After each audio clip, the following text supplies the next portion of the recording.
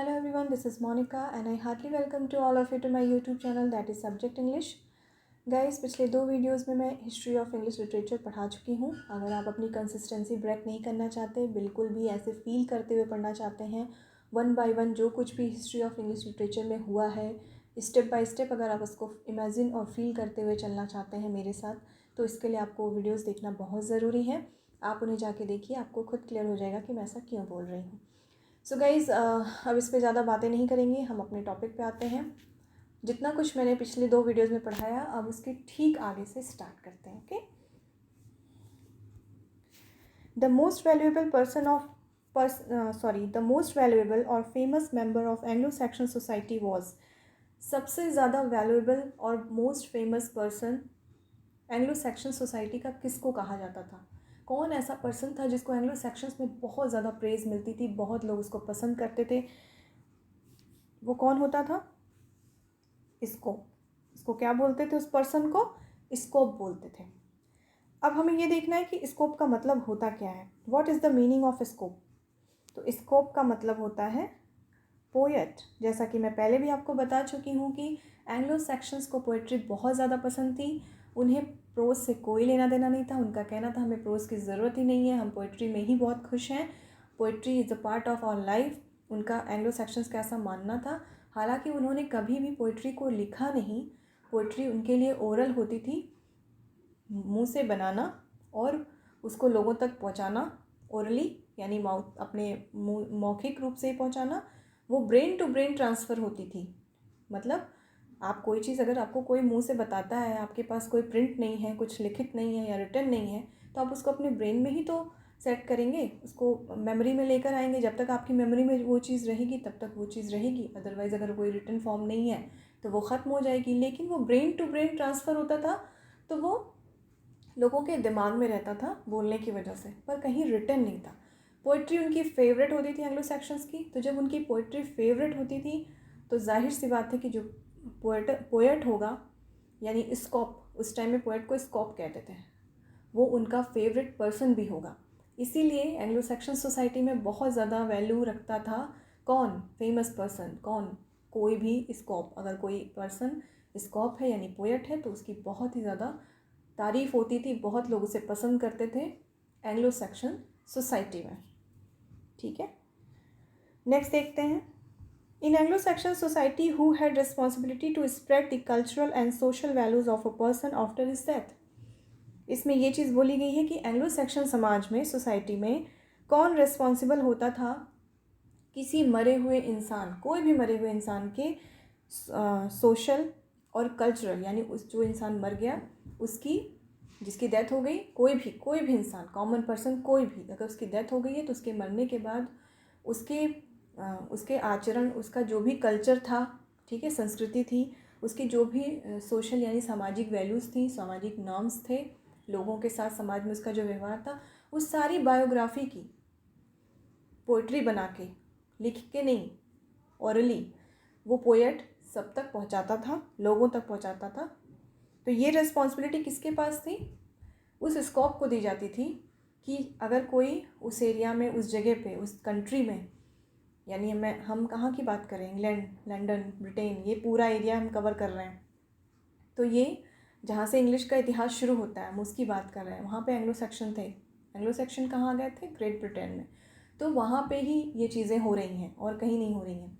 तो वहाँ पे जब कोई मर जाता था, किसी की डेथ हो जाती थी, कोई भी पर्सन, कॉमन, सेलिब्रिटी, कोई भी, तो उसके मरने के बाद, उसकी डेथ के बाद जो पोएट होता था यानी स्कोप होता था, वो उसकी पूरी बायोग्राफी निकालता था और उस पूरी बायोग्राफी को लोगों तक पहुंचाता था अपनी पोइट्री के थ्रू। ठीक है, गा गा के लोगों को बताता था, जैसे पोइट्रिक फॉर्म में। ये रिस्पॉन्सिबिलिटी किसकी थी? अब ये चीज़ आपको क्लियर हो गई होगी। ये रिस्पॉन्सिबिलिटी किसकी थी? स्कोप, यानी इट मीन्स पोएट। ओके, मैं इतना एक्सप्लेन इसलिए कर रही हूँ कि आपको ये चीज़ भूले नहीं। ये चीज़ें बहुत ही माइन्यूट होती हैं और ये बिल्कुल डीप चली जाती हैं, तो लोगों को ये चीज़ें भूल जाती हैं। सो इसके लिए आपको थोड़ा 1-2 बार रिवीजन करने की ज़रूरत, अच्छे से रिवीजन करने की ज़रूरत है। नेक्स्ट देखते हैं। They wandered here and there small and large areas, and spread the died person's cultural and social values to praise that died one, due to which gap spread all over the country that time of Anglo-Saxons। अभी मैंने बताया कि घूम घूम के उस मरे हुए पर्सन या डाइड पर्सन के पूरी जीवनी, पूरे सोशल कल्चरल जितने भी उसके व्यवहार में रहा, जीते जी उसने जो भी कुछ किया है, वो सारी चीज़ें लोगों तक गा गा के सुनाने का काम स्कोप का होता था। तो किसका काम होता था? ये स्कोप का होता था, यानी पोएट का। पोएट को ही क्या कहते थे? Poet is equal to scope. अब इसकी वजह से क्या हुआ? ड्यू टू विच, इसकी वजह से हुआ क्या? Gap spread all over the country that time of Anglo sections. तो इसकी वजह से क्या हुआ? क्या चीज़ फैल गई चारों तरफ?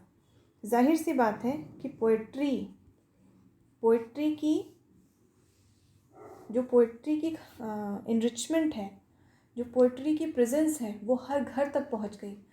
पूरे उस टाइम में एंग्लो सेक्शंस में जितने आते थे, सबको ये चीज़ समझ में आ गई कि पोइट्री जैसी चीज़ होती है वो क्या होती है, और पोइट्री पूरी कंट्री में फैल गई। उसका प्रचार प्रसार बहुत ज़्यादा हुआ इस चीज़ के माध्यम से, इस चीज़ के थ्रू। नेक्स्ट देखते हैं, native Britons who were living in Britain before Anglo Saxons were the follower of. Guys, यहाँ इसको पूरा करने से पहले मैं आपको इसकी भी स्टोरी बता देती हूँ। मैंने बताया था नेटिव ब्रिटॉन्स किसको कहते हैं। जैसे हम लोग हैं, आप और मैं, या सभी जो भी हमारे इस कंट्री की बात करें अगर, तो अगर वो इंडियन हैं, यहाँ पैदा हुए हैं, यहाँ से उनकी सारी चीज़ें हो रही, तो वो क्या बोले जाएंगे? उनकी नेशनैलिटी क्या होगी? नेटिव होंगे वो कहाँ के? इंडिया के। उनका नेटिव प्लेस क्या होगा? इंडिया। उसी तरह से जो शुरू से ब्रिटेन में रहते आए हैं एंग्लो सेक्शन से पहले भी, वो नेटिव ब्रिटॉन्स कहे जाते थे। तो वो एंग्लो सेक्शन से पहले से वहाँ रहते थे, ब्रिटेन के रहने वाले, जो बाद में ब्रिटेन वर्ड बना, ब्रिटॉन्स से ब्रिटेन बना, तो वहाँ के पहले रहने वाले लोग। तो ये पूछ रहे हैं कि जो लोग एंग्लो सेक्शन से पहले से वहाँ रहते थे, उनका धर्म क्या था, वो किस चीज़ को फॉलो करते थे। क्योंकि एंग्लो सेक्शंस ने तो क्रिश्चियनिटी को कभी माना ही नहीं, वो तो पैगन्स थे। तो वो पैगन्स थे, तो उसके पहले के लोग क्या मानते थे? उसके पहले के लोग क्रिश्चियन रिलीजन को मानते थे, क्रिश्चियनिटी को मानते थे। ये आपको पता होना चाहिए। क्रिश्चियनिटी नई नहीं थी। जब एंग्लो सेक्शंस, आपसे कोई अगर ये चीज़ पूछता है या आपको किसी को बताना हो, तो आप उसे यही बताएंगे कि जब एंग्लो सेक्शंस ग्रेट ब्रिटेन में आए, जब उनका इन्वेजन हुआ, इनहेबिटेड हुए वो, तो उसके टाइम पीरियड पे वहाँ जो लोग पहले से रहते थे वो क्रिश्चियनिटी को ही मानते थे। क्रिश्चियनिटी कोई नई नहीं थी, लेकिन एंग्लो सेक्शंस ने आके उस चीज़ को डाउन कर दिया और पैगन रिलीजन लेकर आए। पैगन मतलब उनका इसी को धर्म मानते थे कि कोई धर्म नहीं मानना, जो नास्तिक हो, तो पैगन्स बन गए।